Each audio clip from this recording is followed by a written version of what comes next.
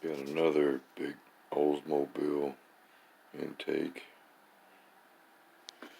This is your Edelbrock Torker 455. Edelbrock Torker 455. I had this on a few engines. It's a damn good piece. It's got a pretty good size plenum in it. Pretty good size runners. I bought this one brand new back in 1995. They still made these things back then. Seemed like a fucker was over $400 even back then. And at the time you could buy a small block Chevy intake for 80 bucks, you know. Buy a Victor Jr. for like 140. And this fucker here was $400 or $500 bucks.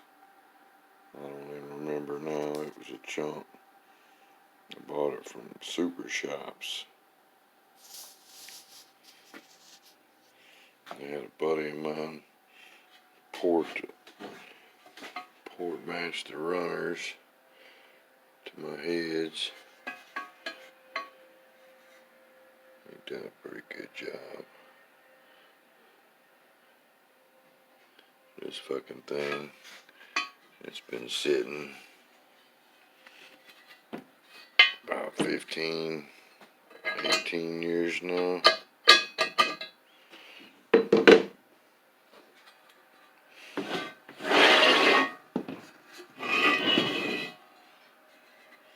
There's a date on that one. 1/30/95.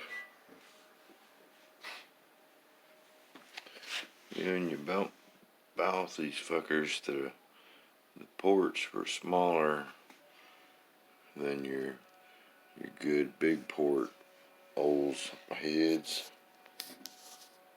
So you had to open them up to match, which I used ported heads and shit. Back in the old days, you mess with Oldsmobiles, you learn to fuck with them stock heads to get the most out of them.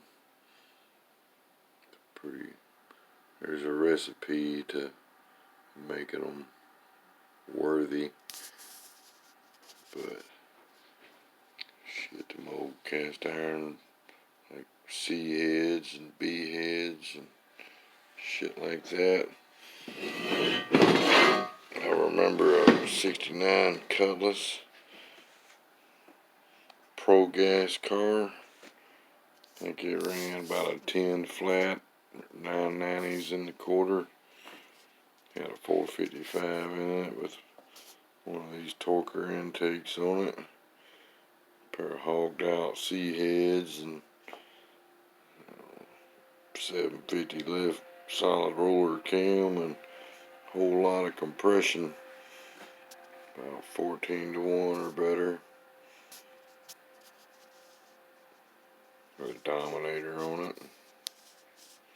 But it was the only Oldsmobile Pro Gas car in a class full of big block Chevys and big block Fords and Hemis and shit. But that big 455 Olds held its own.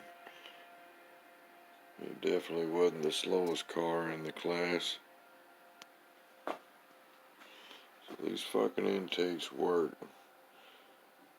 I ran 680s in the 8th mile with the 69 455 I built using this intake. Put it in a gutted 79 Cutlass. Drive it to the track, run 680s, drive it home. Drive it to work every day. Hell, it was my daily driver for a couple of years. Drank the hell out of some fucking gas, but gas was a hell of a lot cheaper back then, so it wasn't that big a fucking deal. Biggest hassle was having to go actually put gas in the damn thing.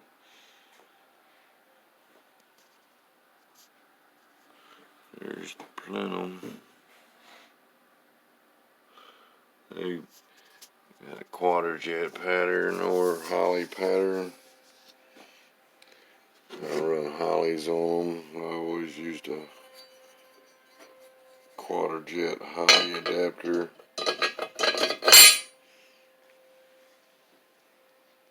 Get the smooth transition. But I used a 850 double pumper and a 830 annular discharge Holly. That's the carbs I used on it. Had a big fucking ultradyne cam, 12-to-1 compression, C heads with too much work in them. These were the best intakes you could get for a big block Olds for a long fucking time. And they make a Super Victor now, which I don't know if they even still making it. They started making it 10 or 15 years ago, I believe, but you don't see too many of them advertised for sale. But it's probably what my next Olds engine I build. I'm going to use the Super Victor. When I built my last one, this was the best intake you could get. There's also a supersonic Offenhauser intake that's pretty fucking good. That works real good on these Oldsmobiles. With that and this one here. And there was even a strip dominator made for a big block Olds, but good luck finding one of them. But they do exist. But I think I've seen one in my entire life. So they're extremely fucking rare. But these units here, though, they'll get you some good numbers. So I've had this thing 28 years. And 680s in the eighth. That's, you know, in the fucking tens in the quarter. I never ran it on a quarter-mile track because I had an eighth-mile track right down the road from me. So that's what I ran it on. But it ran 680s. I was using Hoosier QuickTime Pros, DOT approved drag slicks, pretty much what they were. But there's your Edelbrock Torker. I think they quit making these about a year or two after I bought this fucking thing, actually. So, about 96, 97 maybe, discontinued.